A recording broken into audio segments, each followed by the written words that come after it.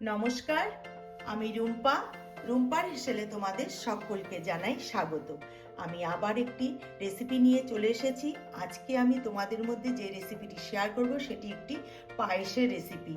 নবাবী পায়েস। পায়েস তো অনেক রকম খেয়েছো, তবে আমার মতন করে এইভাবে একবার পায়েস বানিয়ে খেয়ে দেখো। আশা করি তোমাদেরও ভালো লাগবে। ভীষণই মজার এবং সুস্বাদু হয় এই পায়েসটি। তা আমি প্রথম থেকে শেষ পর্যন্ত দেখার অনুরোধ রইল। মাঝখান থেকে স্কিপ করে চলে যেও না, তাহলে বুঝতে তোমাদের অসুবিধা হবে। আমি স্টেপ বাই স্টেপ যেভাবে করব সেভাবে তোমরা রেসিপিটি অবশ্যই বাড়িতে একবার তৈরি করো।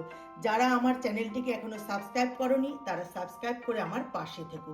তাহলে চলো কথা না বাড়িয়ে চলে যাই মেন উপকরণে।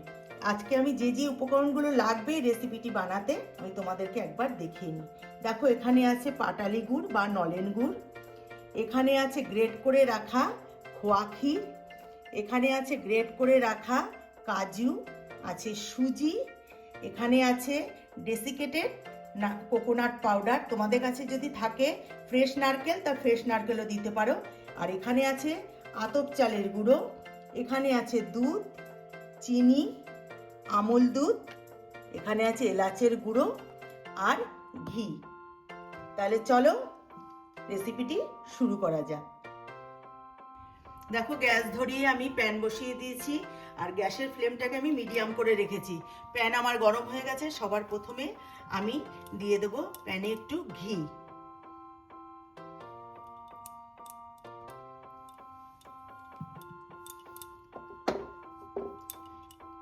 এবার আমি ঘিটা গলে গেলে আমি এর মধ্যে দিয়ে দেবো সুজিটা। দেখো, ঘিটা গলে গেছে। আমি এবার এর মধ্যে প্রথমে দিয়ে দিচ্ছি সুজি। সুজিটাকে আমি একটু হালকা ভেজে নেব।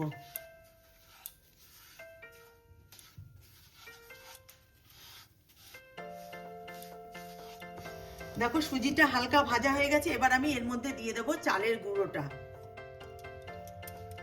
আর এর সঙ্গে দিয়ে দেবো আমি নারকেলের গুঁড়ো।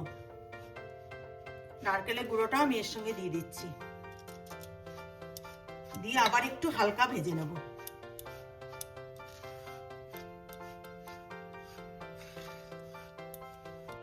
দেখো, আমার হালকা ভাজা হয়ে গেছে। এবার আমি এর মধ্যে দেব আস্তে আস্তে করে দুধটা দেব।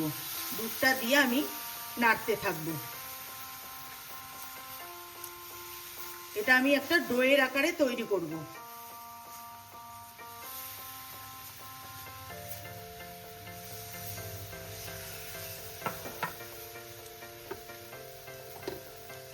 এবার আমি এর মধ্যে দেব একটু চিনি, 2 চামচের মতন একটু চিনি দেব।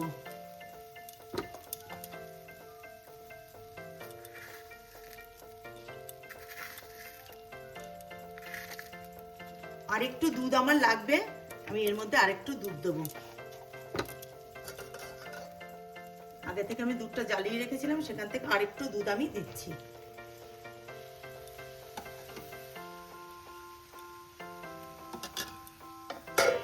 এবার আমি এটাকে ভালো করে মাখিয়ে নেব। দেখো, দুধের সাথে একদম ভালো করে মিশিয়ে নিয়েছি। এবার আমি এর মধ্যে দেব গ্রেট করে রাখা খোয়া ক্ষীর। খোয়া ক্ষীরের সাথেও ভালো করে মিশিয়ে নেব। আর দিয়ে দেবো এর মধ্যে গ্রেট করে রাখা কাজু। কাজুটাও আমি দিয়ে দিচ্ছি। দিয়ে এবার ভালো করে মিশিয়ে শুকনো একটা ডো তৈরি করে নেব।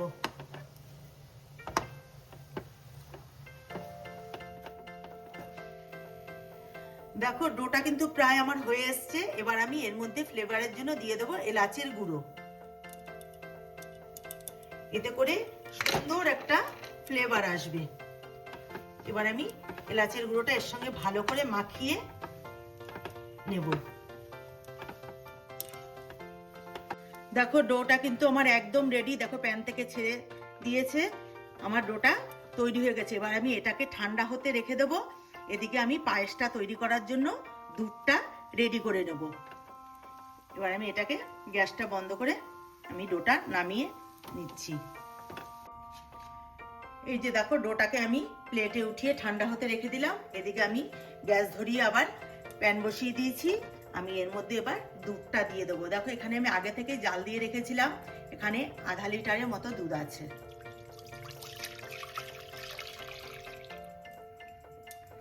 এবার দুধটা ফুটে আসা অবধি অপেক্ষা করব। দেখো দুধটা কিন্তু ফুটে উঠেছে। এখন আমি এই দুধটাকে ঘন করে জ্বালিয়ে নেব। দুধটা জাল হতে থাকুক, গ্যাসের ফ্লেমটাকে একটু মিডিয়াম করে দিই। এদিকে দুধটা জাল হতে থাকুক, আর ওদিকে যে ডোটাও আমার ঠান্ডা হয়ে গেছে। ডোটার থেকে আমি ছোট ছোট বলের আকারে তৈরি করে নেব। দেখো ডোটা ঠান্ডা হয়ে গেছে, একদম ঠান্ডা করলেও চলবে না, একটু উষ্ণ গরম অবস্থায় আমি এর মধ্যে একটু ঘি দিয়ে ভালো করে একটু ঠেসে নেব বা ছেনে নেব।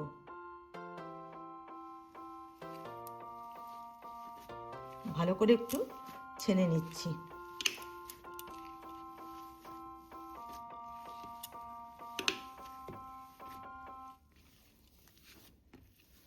হাতের সয় এইরকম উষ্ণ গরম রাখতে হবে, একদম ঠান্ডা করলে কিন্তু চলবে না।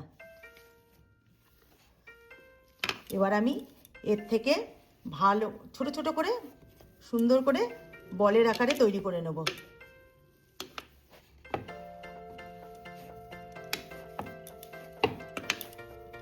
দেখো আমার ছানা হয়ে গেছে।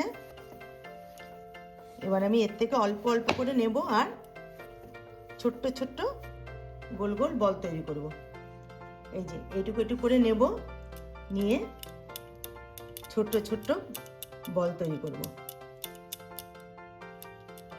এইভাবে দইয়ের থেকে সমস্ত বলগুলো তৈরি করে নেব।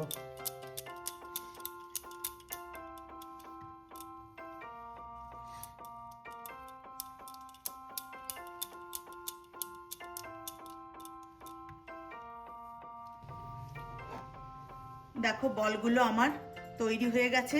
তোমরা যতটা ছোট করে সম্ভব সেইভাবেই তৈরি করবে, কারণ যেহেতু এটা পায়েস তৈরি করব, এই জন্য বলগুলো যতটা ছোট হবে ততটাই কিন্তু ভালো হবে, দেখতেও সুন্দর হবে, খেতেও ভালো লাগবে। আর এদিকে দেখো দুধটা জাল হতে রেখে দিয়েছিলাম, দুধটা কিন্তু ঘন হয়ে গেছে। এবার আমি এর মধ্যে দিয়ে দেবো নলেন গুড় বা পাটালি গুড়। এটা কিন্তু তোমরা এই নলেন গুড় দিয়েই করার চেষ্টা করবে, কেননা চিনি দিয়েও করা যায়, কিন্তু চিনি দিয়ে করলে কিন্তু এটা অতটা টেস্ট হবে না, কেননা চিনির শুধু একটা মিষ্টতা, আর নলেন গুড়ের যেমনি একটা ফ্লেভার আছে তেমন একটা স্বাদ কিন্তু আলাদাই থাকে। তাই এটা নলেন গুড় দিয়ে করলেই কিন্তু বেশি ভালো লাগবে খেতে।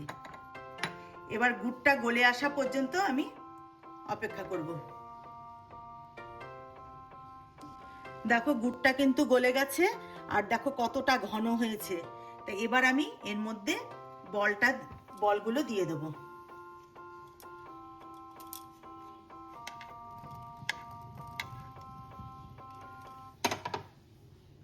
এবার এই বলগুলোর সঙ্গে দুধটাকে আরো ভালো করে একটু ফুটিয়ে নিচ্ছি। দেখো বলগুলো দিয়েও ফোটানো হয়ে গেছে। আমার কিন্তু এই নবাবী পায়েসটা কিন্তু একদম রেডি। সবশেষে আমি এর মধ্যে দেব এই যে গুঁড়ো দুধটা, এইভাবে ছড়িয়ে দিতে হবে, ওপর থেকে এইভাবে গুঁড়ো দুধটা ছড়িয়ে দিতে হবে। বন্ধুরা তোমরা কিন্তু অবশ্যই বাড়িতে একবার ট্রাই করবে, করে খেয়ে দেখবে। একবার বানালে কিন্তু মুখ ফিরাতে পারবে না। এটা স্বাদ এতটাই মানে টেস্টি হয়, একবার বানালে বারবার বানিয়ে খেতে ইচ্ছা করবে। দেখো আমার কিন্তু পায়েস তো অনেক রকম খেয়েছো, এটাও এইভাবে একবার বানিয়ে খেয়ে দেখো। দেখো আমার কিন্তু হয়ে গেছে। আমি এবার নামিয়ে নিয়ে তোমাদেরকে দেখাচ্ছি।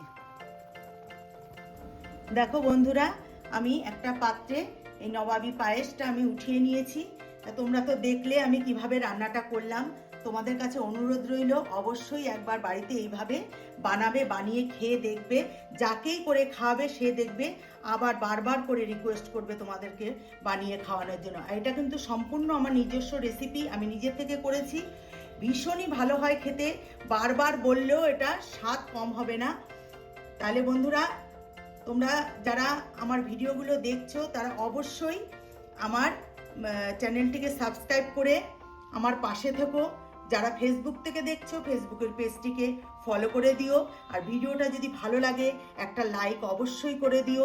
আর কে কোথা থেকে দেখছো আমাকে অবশ্যই কমেন্টস করে জানিও। আমি তাহলে তোমাদের ধন্যবাদ জানাতে পারবো। সাধারণ ভিউয়ার্সদেরও বলছি তোমরা চ্যানেলটিকে সাবস্ক্রাইব করতে ভুলো না। তাহলে বন্ধুরা আজকের মতো ভিডিওটি এখানেই শেষ করছি। ভালো থেকো, সুস্থ থেকো, নমস্কার।